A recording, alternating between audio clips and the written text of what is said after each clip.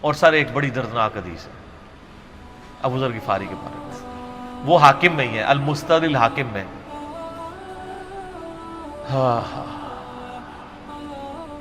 غزوہ تبوک آپ کو پتا ہے ایک ایسا غزوہ تھا جس میں جو شرکت نہیں کرے گا وہ منافق ڈکلیئر ہوگا، قرآن میں فتویٰ آ گیا تھا۔ اس سے پہلے کبھی نفیر عام نہیں تھی، یہ پہلا اور آخری موقع تھا، کیونکہ رومن امپائر سے ٹکرانا تھا، سپر پاور تھی دنیا کی، 1.5 لاکھ کی فوج لے کے کیسرے روم بارڈر پہ آ گیا تھا عرب کے۔ تو نبی علیہ السلام نے اناؤنسمنٹ کی کہ بھئی اب سب نے جانا ہے، جو نہیں جائے گا منافق شمار ہوگا، الا یہ کہ کسی کے پاس ریسورسز نہ ہو، یا کوئی مریض ہو، یا کوئی عورت ہو، یا کوئی معذور ہو۔ منافقین آگے بہانے کر رہے تھے، کچھ سادہ لوگ مسلمان بھی اس کا حصہ بن گئے۔ بخاری مسلم میں 3 اصحاب کی توبہ کا واقعہ بھی موجود ہے، وہی میری ویڈیو ریکارڈڈ ہے۔ تو کعب بن مالک کی رضی اللہ تعالیٰ عنہ علیہ السلام، تو کچھ لوگ جو ہے وہ یعنی اپنے ان معاملات کی وجہ سے کچھ پیچھے بھی رہ گئے۔ تو المستدرک الحاکم میں آتا ہے کہ صحابہ کرام کہتے ہیں کہ ہم نبی علیہ السلام کے ساتھ سفر پہ نکلے نا جب، تو نبی علیہ السلام کو آ کے کوئی بتاتا تھا، کہتا تھا یا رسول اللہ وہ جو فلاں بندہ تھا نا وہ بھی کوئی نہیں آیا، پیچھے رہ گئے۔ تو آپ علیہ السلام پرواہ نہیں کرتے تھے۔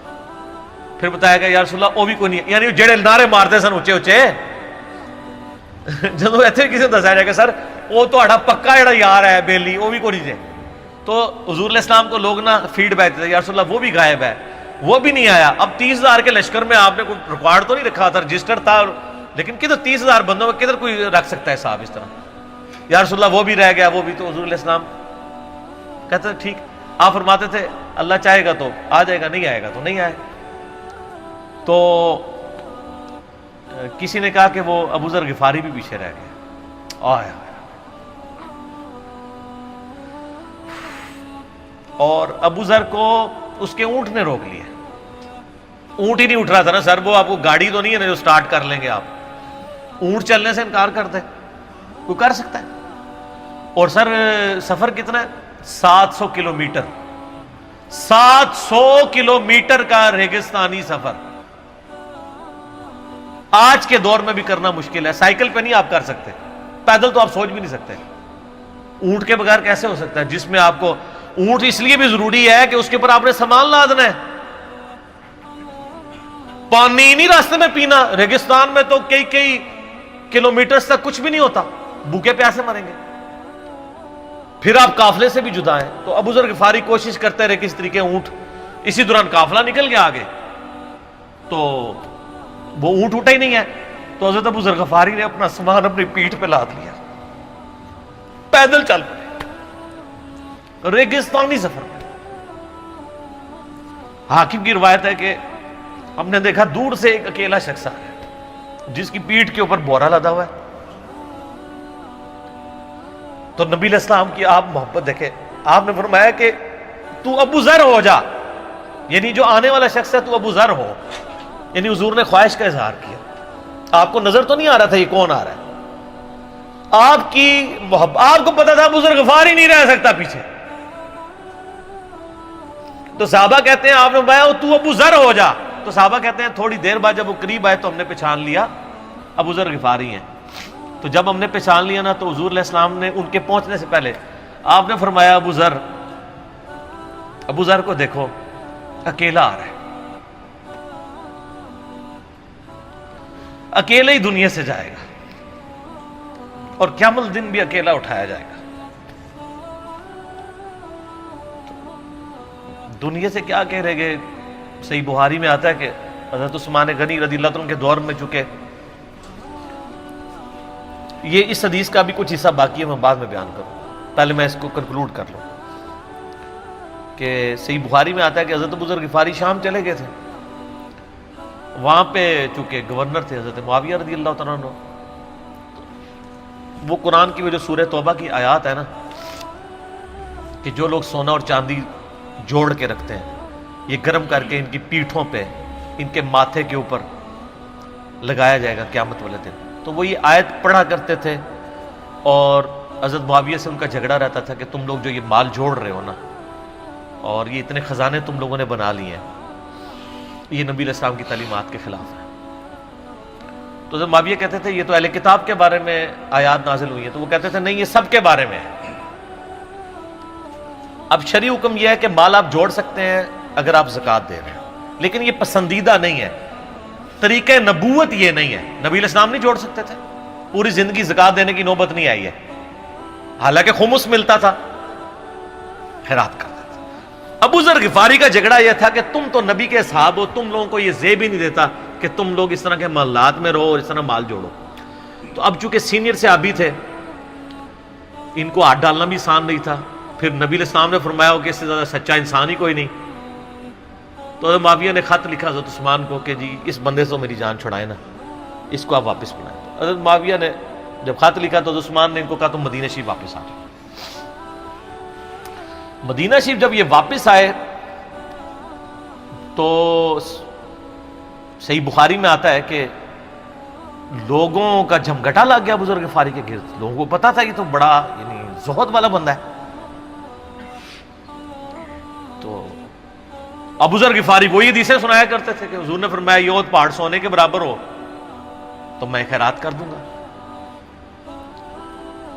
جبکہ باقی صاحب کہتے تھے کہ مال جوڑنا جائز ہے اگر زکوٰۃ کوئی دیتا رہے۔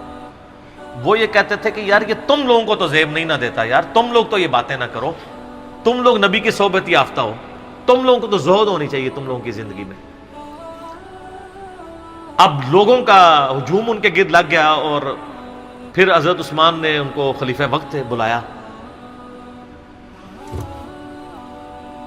اور کہا کہ یار تو خود ہی مدینہ شریف چھوڑ کے یہاں سے چلا جا، تیری وجہ سے فتنہ کھڑا ہوا ہے۔ تو حضرت عثمان نے کہا میں نے تو نبی علیہ السلام سے سنا تھا کہ حکمرانوں کی اطاعت کرنا، صبر کر لینا۔ تو ایک زبدہ نامی کا ایک گاؤں تھا مدینہ شریف کے پاس، شہر سے ہٹ کے، تو وہ پھر وہاں پہ ہجرت کر گئے۔ آپ دیکھیں ریونج کیسا تھا، لوگ کتنے ڈرے ہوئے تھے کہ ابو ذر اپنی بوڑھا شخص 80-90 سال کا بابا اپنی ایک بڑھیا بیوی کو لے کے اس عمر میں شہر بدر ہو رہا ہے اکیلا۔ آج نہیں آپ سوچ سکتے کسی جگہ آپ اکیلے جا کے پڑاؤ کریں، کسی بیابان کے اندر، ریگستان کے اندر۔ اس زمانے میں آپ سوچ رہے، آج کل بھی آپ مدینہ شریف کے گرد چلے جائیں تو آپ وہاں نہیں ایک رات بھی نہیں گزار سکتے۔ تو کوئی شخص حضرت ابو ذر غفاری کو سی آف کرنے نہیں آیا سوائے حضرت علی کے، اور وہ بھی مدینے کی باؤنڈری تک آئے۔ ان کو پتا تھا ان کے سٹانس کے بارے میں، اور حضرت علی نے ان کو جب سی آف کیا تو کہا کہ میں چونکہ حکمران وقت کی اطاعت کا پابند ہوں، میں مدینے کی باؤنڈری سے باہر نہیں جاؤں گا۔ اگر مجھے کوئی اس طرح کا یعنی حکم اجازت مل جاتی تو میں تیرے ساتھ جاتا۔ ایران والوں نے حضرت علی علیہ السلام کے زندگی کے آخری 10 سال کے اوپر ایک فلم بنائی ہے، امام علی علیہ السلام۔ اس میں ابو ذر غفاری کے سارے واقعات انہوں نے فلمائے ہیں سر، دیکھنے والے۔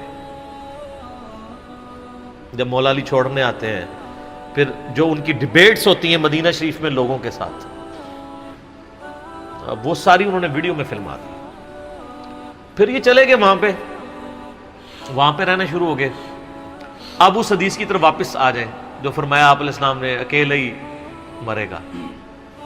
تو ابو ذر غفاری، اس حاکم کی روایت میں آتا ہے ابو ذر غفاری کی موت کا وقت قریب آ گیا، صرف بیوی ہے پاس۔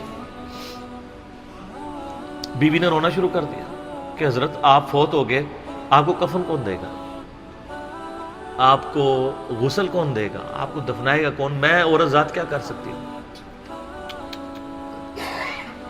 حضرت ابو ذر نے کہا کہ نبی علیہ السلام سے میں نے سنا تھا کہ تو اکیلا مرے گا، پھر مسلمانوں کا ایک قافلہ وہاں سے گزرے گا جو تجھے کفن دے کے دفنائے گا اور جنازہ بھی پڑے گا۔ تو نے فکر نہیں کرنی، جب میں مر جاؤں تو میری لاش کو چوراہے پہ رکھ دینا، گزرگاہ پہ، جو یعنی مدینہ کی طرف راستہ آتا تھا گاؤں ایریا سے گزر کے، اللہ میرا بندوبست کر دے گا۔ وہی ہوا کہ ان کے مرنے کے بعد مسلمانوں کا ایک قافلہ دور سے آ رہا تھا. تو اسی مستدل حاکم کی حدیث میں آتا ہے کہ سر قافلہ بھی سنے پھر کون ہے؟ عبداللہ ابن مسعود. ابو ذر غفاری بھی زہد کے امام، ابن مسعود بھی زہد کے امام، ابو درداء بھی زہد کے امام.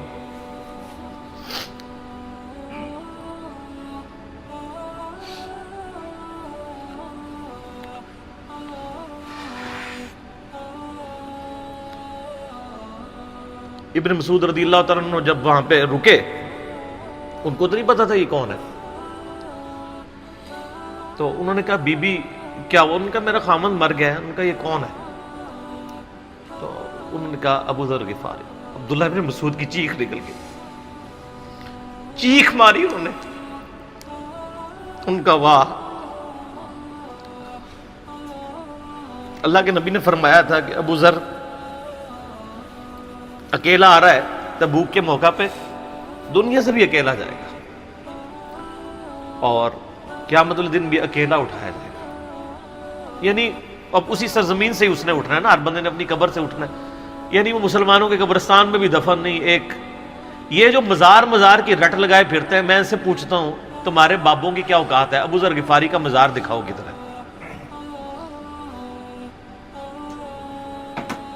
جو اس روئے ارض پہ نیلی چھتری کے نیچے سچا ترین انسان جس کو اللہ کے نبی کہہ رہے ہیں، اس کا کوئی مزار نہیں ہے.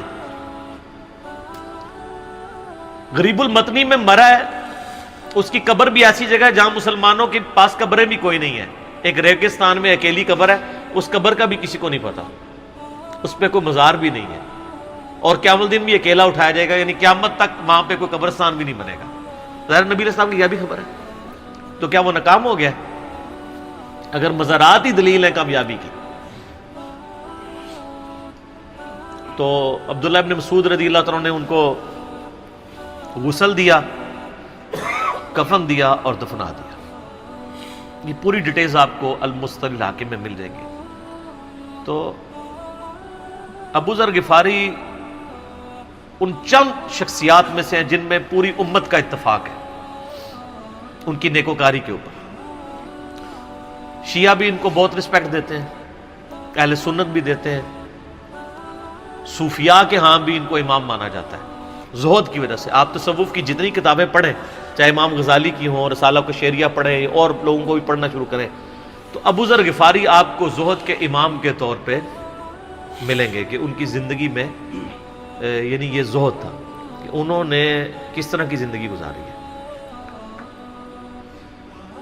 سر لوگ مجمع میں مرتے ہیں، ان کو یاد کوئی نہیں کرتا. اور ابو ذر غفاری کو آج بھی دنیا یاد کر رہی ہے، ہم بھی یاد کر رہے ہیں رضی اللہ تعالیٰ عنہ علیہ السلام. اللہ تعالیٰ قیامت والے دن ہمیں ایسے نیکوکار لوگوں کا ساتھ نصیب فرمائے. آمین ثم آمین.